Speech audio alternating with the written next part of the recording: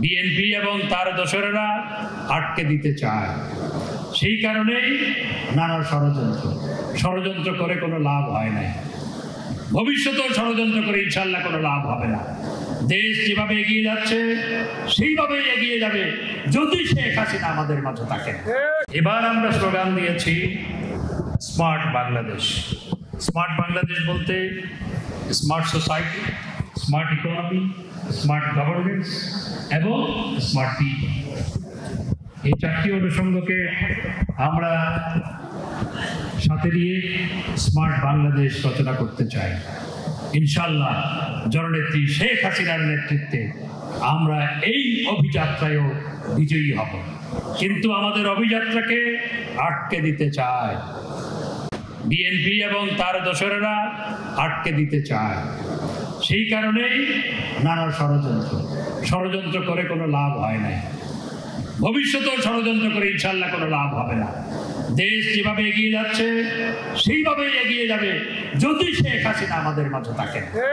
আরো দীপ্ত পদভারে মানুষের সংগ্রামের কাফেলাকে আরো প্রত্যয়ী হয়ে তিনি এগিয়ে নিয়ে গেছেন। আমরা যখন বিরোধী দলে ছিলাম তখন আমাদেরকে শুনতে হতো যে এত লাফাও কেন, আওয়ামী লীগ কখনো ক্ষমতায় আসবে না।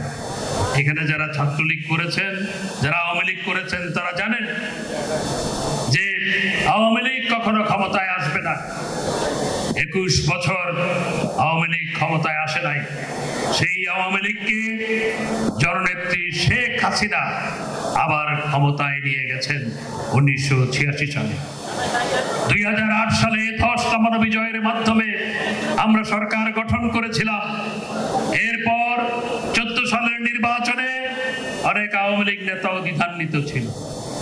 অনেককে নির্বাচন করতে বলা হয়েছে, নির্বাচন করে নাই, এমন ঘটনাও আছে, আমি সাক্ষী।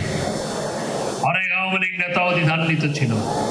শেখ হাসিনার কৌশল এবং দৃঢ়তা, সেটির কাছে সমস্ত ষড়যন্ত্র পরাভূত হয়েছে। আমরা আবার সরকার গঠন করেছি। 2018 সালের নির্বাচনে শেখ হাসিনার কৌশল এবং দৃঢ়তা, সেটির কারণে জনগণের সমর্থন, আমরা আবার সরকার গঠন করেছি। 2024 সালে আবার আমরা সরকার গঠন করেছি। পৃথিবী অবাক বিস্ময়ে তাকায়, একজন নেত্রী পরপর 4 বার রাষ্ট্র ক্ষমতায়। আমি কদিন আগে গাম্বিয়াতে গিয়েছিলাম, ওআইসি পররাষ্ট্রমন্ত্রী সামিট, ওআইসি সামিট ছিল। সেখানে মাননীয় প্রধানমন্ত্রীকে আমন্ত্রণ জানানো হয়েছিল, তিনি যেতে পারেননি, আমাকে পাঠিয়েছে। আমাকে জিজ্ঞেস করে যে তোমরা কতদিন ক্ষমতায়?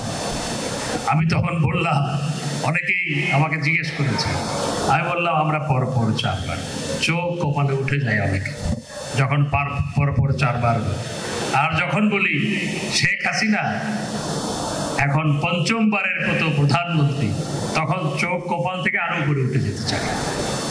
এটি হচ্ছে শেখ হাসিনা।